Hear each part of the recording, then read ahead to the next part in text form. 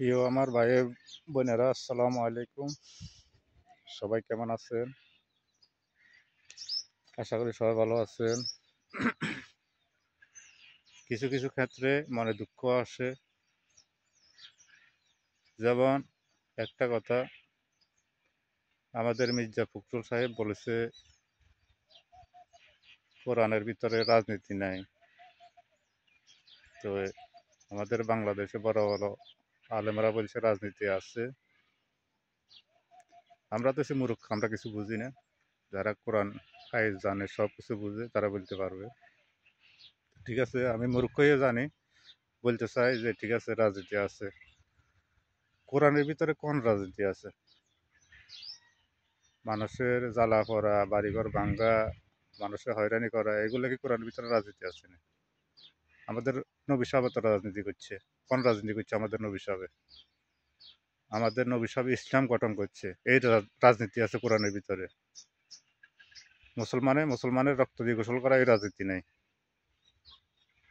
তো আপনারা যদি, আপনাদের মাথায় কি ধরে আপনারা বুঝবেন। ঠিক আছে, মানে আরব দেশ আরও আছে, আমাদের বাংলাদেশ তো আরব দেশে কোনো উল্লেখ নাই। বাংলাদেশ বাংলাদেশে ইসলাম আছে, ঠিক আছে, অনেক মুসলমান অনেক বেশি আছে।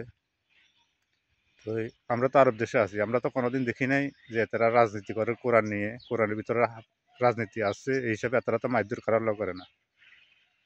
আমাদের বাংলাদেশে শুধু কোরআনের ভিতরে আছে রাজনীতি আছে, কোরআনে সবার লগে মারপিট করবো, মারধর করবো, এটা হলো জঙ্গলিবাদ।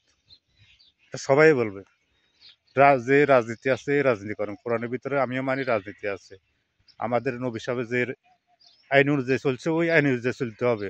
আমাদের নবী সাহেব তো একজন ইহুদির মারার জন্য অর্ডার দিয়ে নাই।